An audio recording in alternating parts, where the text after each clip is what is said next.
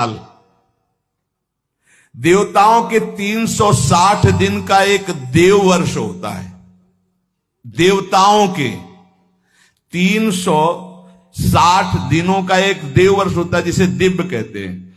देवताओं के वर्षों से 4000 वर्ष का सतयुग होता है। देवताओं के वर्षों से 3000 वर्ष का त्रेता होता है, 2000 वर्ष का द्वापर, 1000 वर्ष का कलयुग। देवताओं के हिसाब से देवताओं का एक दिन रात 24 घंटे और हमारे एक साल दक्षिणायन उत्तरायण मिला के तो 1000 वर्ष कलयुग का।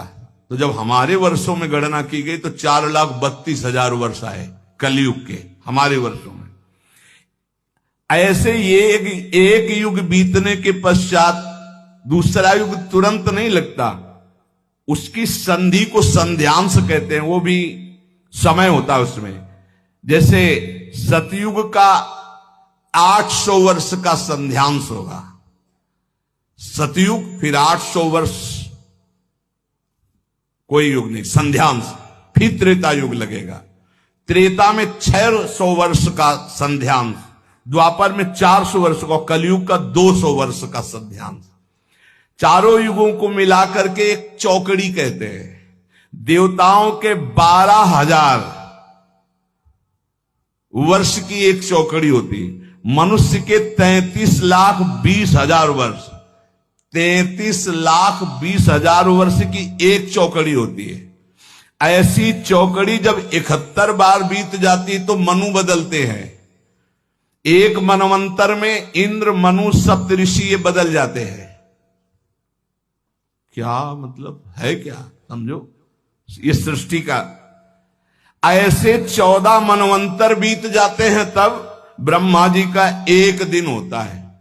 14 बार मनु बदलते हैं। देवराज, इंद्र, मनु, सप्तऋषि एक दिन में ब्रह्मा जी के 14 बार।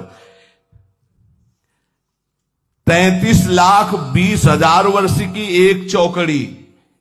ऐसी 71 चौकड़ी जब बीतती है तब एक मनवंतर होता है। एक मनवंतर में एक मनु, सप्तऋषि, इंद्र ये बदल जाते हैं। ऐसे 14 मनवंतर व्यतीत होने पर ब्रह्मा जी का एक दिन होता, 14 मनवंतर की एक रात्रि होती है। एक मनवंतर 33,20,000 वर्ष की एक चौकड़ी, ऐसी 71, तब जाकर के एक मनवंतर व्यतीत। मतलब होगा क्या, मच्छर की तरह है अपने ब्रह्मा जी के सामने। उनमें एक दिन में 14 इंद्र, 14 मनु, 14 सप्तऋषि बदलते हैं ब्रह्मा जी के। वो दिन में काम करते हैं, उसे कल्प कहते हैं, और रात्रि में सोते हैं, उसमें सृष्टि का संहार होता है। इसे प्रलय करते हैं, महाप्रलय नहीं। रात्रि में सब सृष्टि का संहार करके सो जाते हैं। दिन फिर हुआ, फिर काम में लग गए, फिर सृष्टि नहीं रची गई, फिर शाम के विनाश कर दिया। ये लीला ब्रह्मा जी की एक दिन में।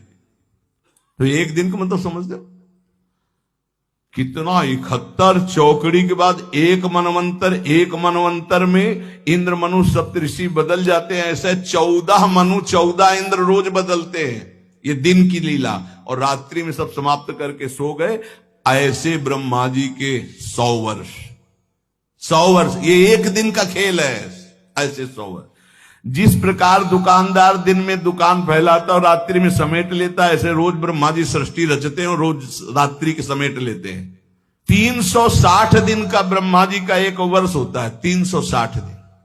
ऐसे वर्ष में ब्रह्मा की आयु 100 वर्ष की है। कब ये जाएंगे ब्रह्मा जी, बहुत लंबा इनका। पर ये भी हर समय डरते रहते हैं, महाप्रलय के समय इनका भी लय हो जाएगा। ब्रह्मा जी भी महाप्रलय में, ब्रह्मा जी भी भगवान के शरीर में लीन हो जाते हैं। केवल भगवान विराजमान है। इसीलिए कहते पहले ही चलो भगवान के धाम। और अभी तो रुको, क्लाइमैक्स अभी बाकी है।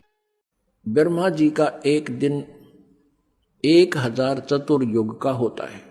इतनी ही रात्रि। एक चतुर्युग में सतयुग, त्रेता, द्वापर और कलयुग, ये चारों युग आते हैं। इनका कुल समय चारों युगों का 43,20,000 होता है। और ब्रह्मा जी का अब इस 43,20,000 को मान के यदि कैलकुलेशन करें तो गिनती बंद हो जाएगा, नहीं अब हमारे को। इसलिए इनको फिर चतुर्युगों में ले लिया। 1000 चतुर्युग का दिन, इतनी ही रात्रि और 30 दिन रात का महीना, 12 महीने का एक वर्ष और 100 वर्ष की ब्रह्मा जी की आयु, और ब्रह्मा जी की मृत्यु होगी। फिर इसी प्रकार इससे 7 गुना विष्णु जी की आयु, विष्णु जी की भी मृत्यु होगी। फिर विष्णु जी से 7 गुना फिर शंकर जी की आयु, शिव जी की आयु, और उसकी भी मृत्यु होगी। ऐसे जो शिव जी मरेंगे उसमें 49 बार ब्रह्मा मर चुके होंगे, और वर्तमान की जो आत्मा ब्रह्मा जी की है वो अन्य योनियों में चली जाएगी अपने कर्म आधार पे, और उसमें 7 विष्णु मर चुके होंगे, उनकी भी अन्य योनियों में आत्मा चली जाएगी। और नए अच्छी आत्माओं में से नए ब्रह्मा और विष्णु ये काल अपनी पत्नी दुर्गा से उत्पन्न करके और उनको युवा रखता है, तैयार रखता है कंपनी में, इनके मरते ही उनको रख देता है।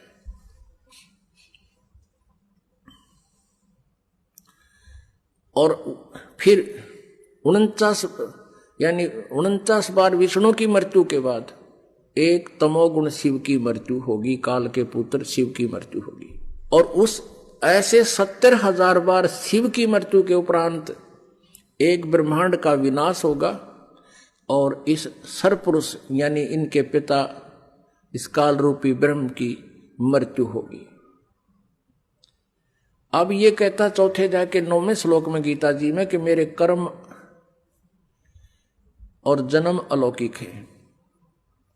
अब ये कैसे जन्म अलौकिक है? यहां मृत्यु होगी, मरते समय पूरे ब्रह्मांड में आग लगेगी, और दुर्गा भी मरेगी और ये भी मरेगा, और सबके शरीर ऐसे जलेंगे क्योंकि इनका शरीर हमारे से काफी मजबूत मटेरियल का है। तो उसमें 11 सूर्य और आ जाएंगे, सौर मंडल में घूमते घूमते एकदम इकट्ठे हो जाएंगे। एक सूर्य की कितनी होती है, और 11 सूर्य और बिल्कुल निकट आ जाएंगे। उसमें इतनी भयंकर आग लगेगी न पटाखे से फूटेंगे, सब पृथ्वी ये सभी तत्व नाश में आएंगे। केवल उसमें इनका शरीर भी काल का यानी सरपुरुष का और दुर्गा का शरीर भी बुरी तरह जलेगा, ये भी हाहाकार मचाएंगे, बहुत बुरा हाल, बुरी तरह रोएंगे।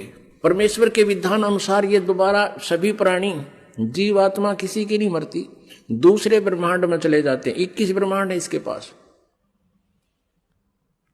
और वहां इन दोनों का वहां जाते ही परमात्मा का विधान है, पूर्ण परमात्मा ने विधान बनाया है, वहां जाते ही इन दोनों का युवा शरीर पुनः मिल जाता है, दुर्गा और इस काल का। फिर उसी तरह से फिर नए ब्रह्मांड की शुरुआत ये फिर से करते हैं। अपनात्मा अब ये इसकी जन्म मृत्यु का पता लगा सरपुरुष। अब अक्षर पुरुष इसकी मृत्यु कैसे होती है? जैसे एक ब्रह्मांड का विनाश हुआ, 70,000 बार त्रिलोकीय शिव की मृत्यु के उपरांत एक ब्रह्मांड का विनाश हुआ और ब्रह्म की मृत्यु हुई सरपुरुष की। ये एक युग माना जाता है किसका? अक्षर पुरुष का, एक युग। और ऐसे 1000 युग का दिन, इतनी ही रात्रि, इसमें चतुर्युग नहीं आता। ब्रह्मा जी की आयु कैलकुलेशन में चतुर्युग है, और अक्षर पुरुष की आयु की जो गणना करते हैं इसमें चतुर्युग नहीं है, ओनली युग है। 1000 युग का दिन, इतनी ही रात्रि। और इसका प्रमाण कहां लिखा है? गीता जी अध्याय नंबर 8 के श्लोक नंबर 17 में। उसमें चतुर्युग नहीं है मूल पाठ में। इन्होंने अज्ञानता से वहां ब्रह्मण्य का अर्थ होता है बड़ा भगवान, यानी ब्रह्म से नेक्स्ट, और ब्रह्मण्य का अर्थ क्योंकि यहां ब्रह्मण्य का अर्थ अक्षर पुरुष लिया जाएगा, क्योंकि यहां आयु की कैलकुलेशन है, इसकी सीमा है, इसलिए ये परम अक्षर ब्रह्म नहीं कह सकते यहां अर्थ इसका। और वहां 17वें अध्याय के 23वें श्लोक में वो परम अक्षर ब्रह्म, उस पूर्ण परमात्मा के लिए ये ब्रह्मण्य शब्द प्रयोग होता है। तो अनुवादकर्ताओं ने 8वें अध्याय के 17वें श्लोक में ये भी यहां भी गलती कर रखी है, चतुर्युग लिख दिया और ब्रह्मा की आयु बता दी। नहीं, अब 1000 युग जो बनते हैं ऐसे एक ब्रह्मांड के विनाश में और एक काल की मृत्यु होती है सरपुरुष की। वो एक युग बना अक्षर पुरुष का, और ऐसे 1000 युग का दिन, इतनी ही रात्रि, ऐसे 30 दिन रात का 1 महीना, 12 महीने का वर्ष, और इस प्रकार बने हुए 100 वर्ष की आयु है इस अक्षर पुरुष की। अब इसको अक्षर पुरुष को अविनाशी इसलिए कह जो इतनी लंबी उम्र, इसलिए गीता जी अध्याय नंबर 15 के श्लोक नंबर 17 में कहा कि उत्तम पुरुष तो अन्य परमात्मा इति उदाहरते है। यह लोक धर्म अविश्य विवर्ती अव्यश्वर है, वो अविनाशी परमेश्वर है जिसकी कभी मृत्यु नहीं होती, जिसकी आयु की कोई सीमा नहीं है। इसलिए गीता जी अध्याय नंबर 18 के श्लोक नंबर 62 और 66 में कहा कि अर्जुन तू सर्वभाव से उस परमेश्वर परम अक्षर ब्रह्म की शरण में जा जिसकी कृपा से तू सनातन परम धाम को प्राप्त होगा, शाश्वतम स्थानम और परम शांति को प्राप्त होगा। गीता जी अध्याय नंबर 15 के श्लोक नंबर 1 से 4 में कहा है कि तत्वदर्शी संत की पहचान बताकर कहा कि तत्व ज्ञान प्राप्त होने के उपरांत उस परमेश्वर के परम पद की खोज करनी चाहिए, जहां जाने के बाद लौटकर साधक फिर कभी संसार में नहीं आते। श्रीमद् भगवद गीता अध्याय नंबर 7 के श्लोक नंबर 18 में गीता ज्ञानदाता ने इसलिए अपनी साधना को, अपनी भक्ति को, अपनी गति को अनुत्तम कहा है कि जन्म और मृत्यु सदा बने रहेंगे, तो भी मरेगा, मैं भी मरूंगा, शांति कभी नहीं हो सकती, केवल उस परमेश्वर की शरण में जाने से शांति होगी। अब परमात्मा अपनी सच्चिदानंद घन ब्रह्म की वाणी में कहते हैं, एती उम्र बुलंद मरेगा अंतरे, क्योंकि सतगुरु लगे न कान न बैठे वो संतरे। एती उम्र बुलंद मरेगा अंतरे, सतगुरु लगे न कान न बैठे वो संतरे। अब क्या बताते हैं, इतनी लंबी लंबी आयु भी हो जाती है तो भी मृत्यु होगी, अंत में तुम्हारा नाश होगा। कारण क्या है कि सतगुरु मिले ना, तो सतगुरु मिले ना भेंटे वो संतरे। कौन से संत? सतगुरु कौन? सतगुरु सोए सत शब्द बतावे, और गुरु कुछ काम न आवे। सत शब्द जो सच्चा नाम, सच्ची साधना बताता, वो सतगुरु। और ना भेटे वो संत रे, तत्वदर्शी संत नहीं मिले, जो चौथे अध्याय के 34वें श्लोक में प्रमाण है, जिनके विषय में जिस कारण से इतनी लंबी उम्र होकर भी तुम्हारी जन्म और मृत्यु अशांति सदा बनी रहेगी। इसलिए परमेश्वर ने कहा कि समझा है तो सिर धर पाओ, बोर नहीं रे ऐसा दाओ। बोलो सतगुरुदेव।